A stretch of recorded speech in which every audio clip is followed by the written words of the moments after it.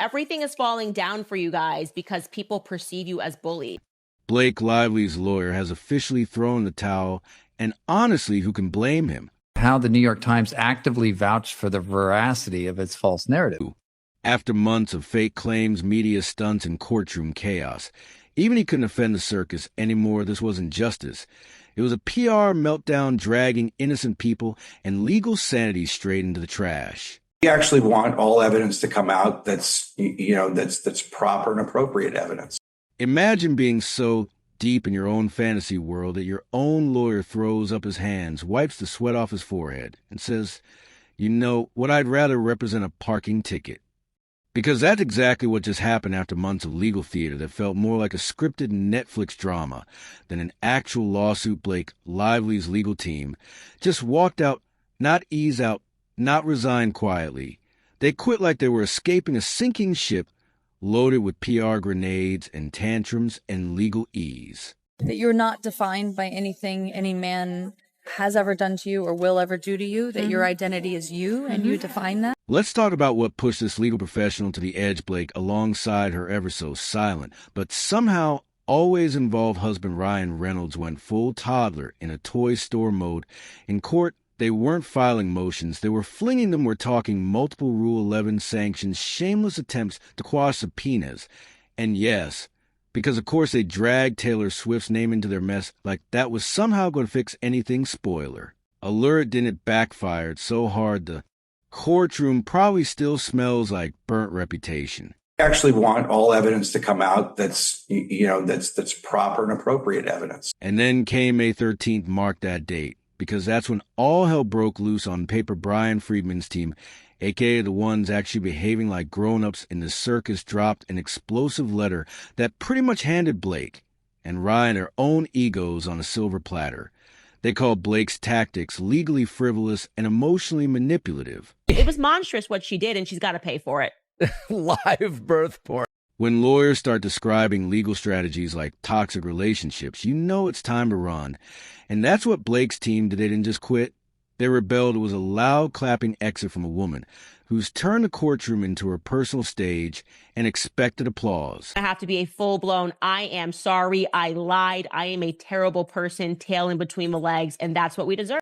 Now here's the part where things get even more deliciously stupid. Back in April 2024, Blake and Ryan's legal squad thought it would be cute to throw over a dozen motions into the mix. You read that right, 12 plus motions, 2 of them were sanctions requests. One of the big ways that narcissists attack their victims is by using the legal system to bully their opponents.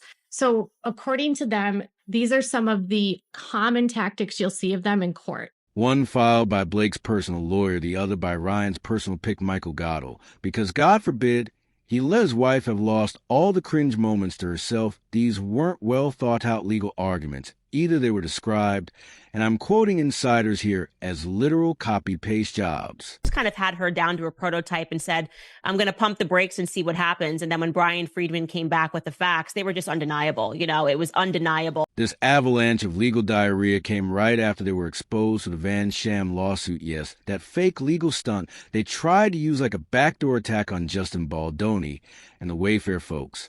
So how did Friedman's crew respond? They let the associate Ellen GOP loose on May 13th, and she went scorched earth in court filings. She called their motions improper, duplicative, and harassing. That's lawyer speak. Are y'all drunk? Because really, if you're going to try and weaponize the legal system, at least put some effort into it. Then they publish 170 pages of perfectly documented texts and emails between all the parties that basically show Blake to be the aggressor. Here's the proof. And then, as if things weren't already flaming hot, court insiders spilled that Blake's legal team wasn't even trying to win anymore. They were just trying to dodge hearings altogether. Yep. Instead of actually showing up and arguing facts, they were trying to manipulate Rule 11 procedures to sneak in victories by wearing the court down. One judge reportedly called it a drama queen routine. And I don't blame him. Blake turned courtroom filings into BuzzFeed articles. Her obsession with winning the narrative was so intense, her own legal team started whispering about the internal pressure. They were under to push claims that made zero legal sense but made great headlines. That's the whole point of a lawsuit is you just start with allegations, and allegations are not evidence. They're just statements of fact that help establish this is the claim that I'm bringing. So now we hit the real kicker, the part where the dam broke, that same May 13th letter. It dropped the bomb, and not the fun fireworks. Kind of exposed how Blake's legal team was pushing Rule 11 violations like candy at a party. They went after people who had no legal standing in the case Jamie Heath, Melissa Nathan involved, and just casually tossing names into the fire, like it was a gossip column Fredman's team clapped back, calling the sanctions. Demand not just weak, but a straight-up weapon of harassment, yes. That's a real quote. And I don't know about you, but when a judge hears that your legal strategy is harassment dressed up in filing paper things are not going your way. I knew a bit about her. I knew how she grew up. I knew that she kind of was one of these people. What tends to be the case is that when you grow up with everything, you create things out of nothing because you're looking for struggle in your life and you're used to getting whatever it is that you want. One of the biggest issues Blake's team was using something called group pleading, which is basically a lazy way of saying, we're blaming all of y'all, deal with it. It's legally sketchy and intellectually insulting.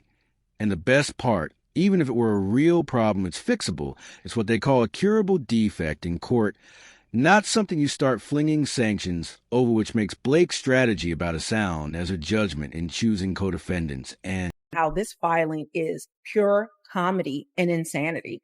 It literally contradicts itself, and it's not even admissible because of certain things that are in there. And while all this was going down, the silence from her legal team was deafening, not because they were quietly confident, but because they were getting grilled behind closed doors. They were being called out for letting Blake do the legal equivalent of playing whack-a-mole with subpoenas.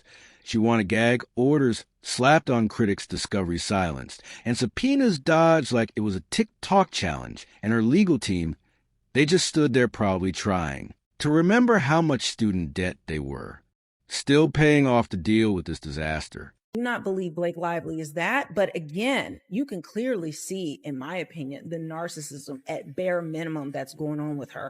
Let's just be honest here. When your own legal representation starts quietly aligning with the arguments of the people you're suing and then packs up and leaves, it's not just a red flag. It's a red billboard with flashing lights and a siren. Blake Lively wasn't just a difficult client.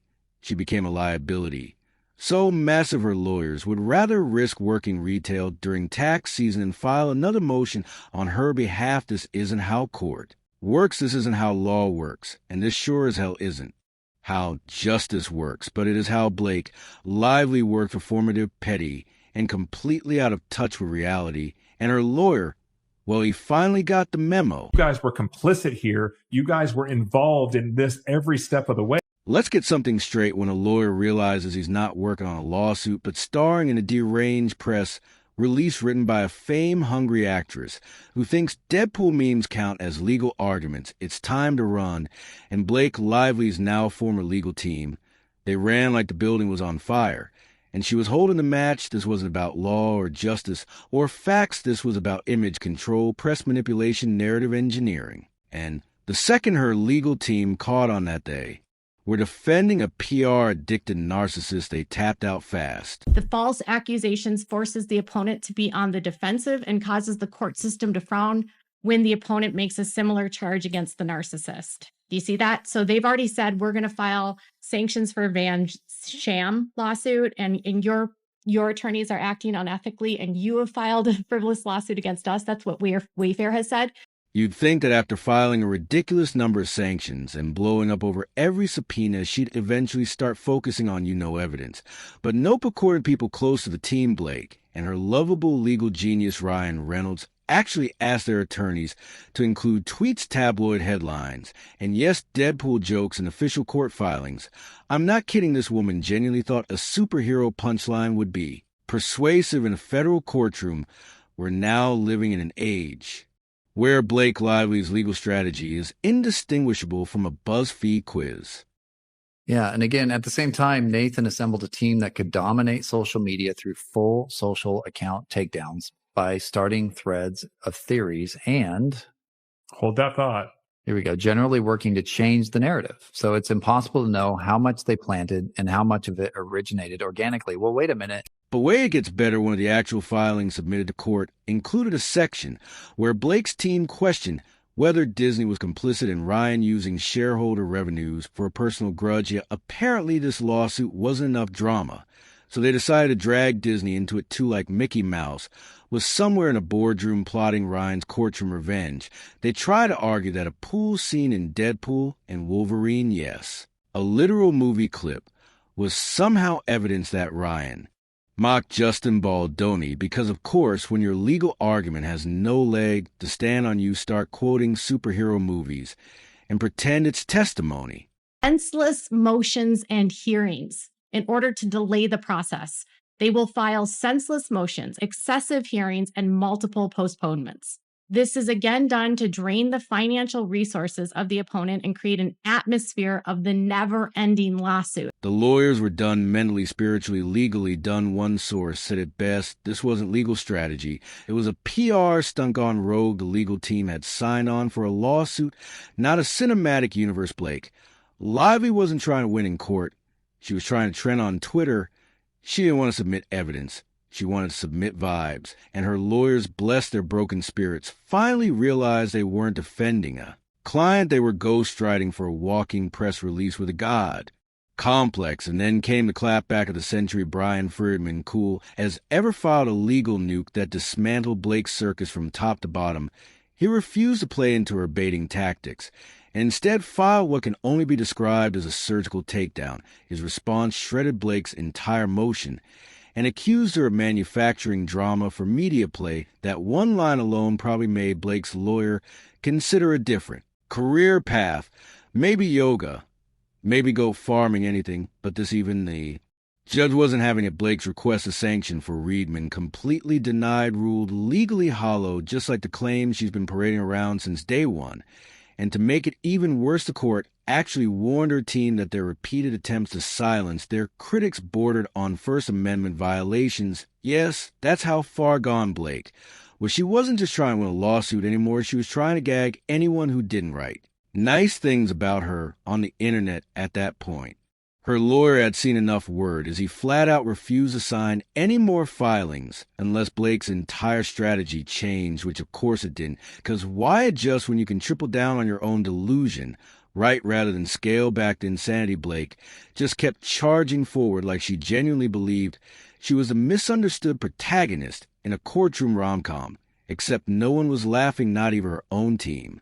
They keep going to the court so that they can get ahead of things, so that when Baldoni and Wayfair do respond, the court looks at them like they're crazy. Behind the scenes, it was even uglier. Sources from inside her legal circle say the team started cracking under the pressure, not from the case itself, but from Blake's total disregard for legal ethics. Remember, when she tried to subpoena Taylor Swift's phone records, yeah, that was from a fake lawsuit, not a real one, a fabricated legal stunt used to dig into personal data and leak it later. That wasn't a slip-up. That was a weaponized abuse of process, and her lawyers were not okay with the detention.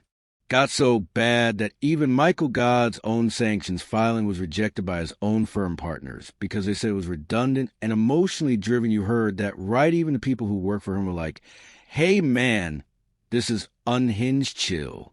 It wasn't about justice. It was about revenge headlines and emotional outbursts wrapped in legal jargon. And just when you think this circus couldn't add another act, it did. Apparently Blake was so obsessed with looking stronger than Baldoni that she treated court filings like Instagram captions. I wish that was a joke. She literally demanded rewrites of motions to make herself look like the boss babe of the year. In legal text, can you imagine being a Harvard-educated lawyer and being told to make this motion sound more empowering? Because that's what was happening. Everything. And it really was quite horrific because you just go, what kind of a monster even goes through with this CRD filing? Like, they're basically bullying him again in the lawsuit. And then there's Leslie Sloan, a publicist who thought she was a lawyer. At one point, she was reportedly reviewing court documents before they were even finalized. Yes, the PR manager had more influence over legal filings than the actual lawyers. Because when you're Blake Lively, why listen to legal experts when you have a publicist with a Wi-Fi connection and a Pinterest board titled Courtroom Chic? As we know, Justin Baldoni is suing him, Blake Lively, and their PR person Leslie Sloan for $400 million. Let's just call it like it is. The lawyers didn't quit the case. They quit her. They quit the Instagram strategy, the drama, the lies, the fake lawsuits, the Deadpool jokes, the Taylor Swift subpoenas, the tabloid level tantrums. They quit the ego trip. She called a lawsuit and walked away with whatever dignity they had left Blake. Lively wanted legal warriors. She got crisis managers with law degrees who finally said enough. But it looks as though she's a narcissist, like an actual diagnosed narcissist. And now here she is, loyalist, strategyless, and spiraling, still try to control the narrative while the courtroom laughs in slow motion. You can't PR your way out of mess when the judge already sees the script, and no amount of Ryan's passive smirks or Deadpool memes can save her from the fact that the people who knew her best, the lawyers who saw it all, chose to walk away instead of walk her to victory. That says everything. Let's talk about the innocent people Blake Lively decided to casually toss into her legal dumpster fire like they were extras in her self-directed courtroom movie Jamie Heath, Melissa Nathan. And even high-ranking WME execs, people who had nothing to do with her so-called trauma parade, suddenly found themselves named in her lawsuit, and not with nuance, not with facts, but with the grace of someone blindly throwing darts in the dark, hoping to hit relevance, their alleged crime. Apparently just existing near Justin Baloney, that's all it took for Blake to slap on the label of intentional interference with zero. And I mean zero actual evidence. We're not talking about a technical error. We're talking about Blake and her legal team tossing names around like they were trying to fill seats at a charity gala. The court filings made them sound like criminal masterminds, when in reality, they were just professionals doing their jobs, completely uninvolved in Blake's mess. This wasn't legal strategy. This was defamation by association, and it made her entire case look like a personal vendetta fueled by ego, not truth. Now here's where it gets extra humiliating. Even Wayfair's legal team, the ones actually playing by the rules, pointed out that the issue Blake's lawyers raised was what's called a curable defect. That means even if there was a mistake in how the plaintiffs were named, it could be fixed with a simple amendment. A normal person would say, cool, let's fix it and move on. But not our Blake. No, she decided to double down and demand sanctions instead. Because why correct a harmless clerical issue when you can blow it up into a courtroom crisis and hope it trends? Even the judge had to step in and call it out. He flatly stated that Blake's obsessive use of Rule 11, the same rule she keeps missing like it's her personal weapon, looked more like she was just trying to re-argue a motion to dismiss translation. You've already lost this argument, Blake. Stop trying to sneak it. Back in with a new font and dramatic flair. When a judge starts recognizing your motions as desperate reruns, it's probably time to stop calling it strategy and start calling it what it actually is: delusion dipped in desperation. Serve with side of public embarrassment, Blake. Weaponize the legal system, not to seek justice, but seek revenge. And the only people she hurt were the ones who had no business being dragged through the circus. She turned colleagues into collateral damage, and the saddest part, it still didn't make her case stronger, it just made her look smaller. And speaking of small, let's talk about Ryan Reynolds, a man who somehow always looks like he's above the chaos. While being neat in it, Ryan played this whole thing like he was legally distant. He wasn't tweeting legal threats, he wasn't holding press conferences, but his name was everywhere on sanction filings, buried in legal letters, and even featured in SNL jokes that were entered into the damn case. That's right.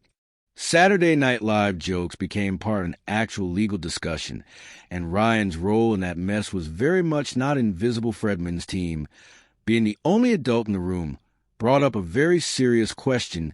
Did Ryan misuse Disney's shareholder money to fund this PR circus against Baldwin?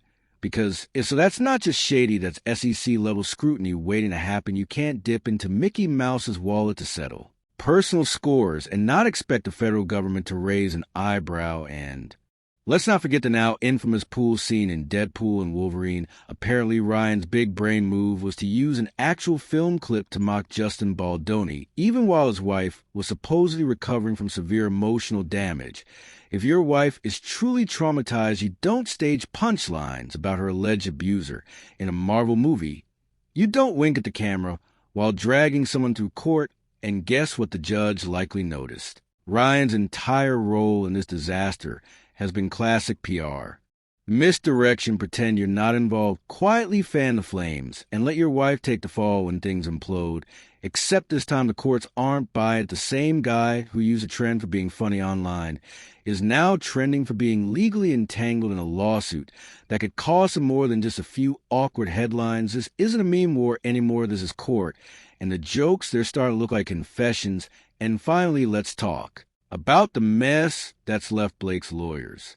Didn't just resign, they escaped, they got out of a burning building built entirely out of her narcissism, PR addiction, and absolute refusal to face the truth by the time those May 13th letters surfaced. It was already too late. The judge had seen the manipulation, the public had seen the leaks and Friedman. He was just standing there completely unbothered while Blake flailed in legal quicksand. Her request to punish Friedman denied her. Sanctions claims laughed out of court. And that stupid subpoena. For Taylor Swift, yeah, that's the smoking gun that proved Blake's whole lawsuit was built on lies, stage drama, and a terrifying lack of self-awareness. Ryan's credibility is shattered. Blake's courtroom strategy has become a punchline, and Swift, who said absolutely nothing publicly, ended up being the most powerful witness without even stepping foot in a courtroom.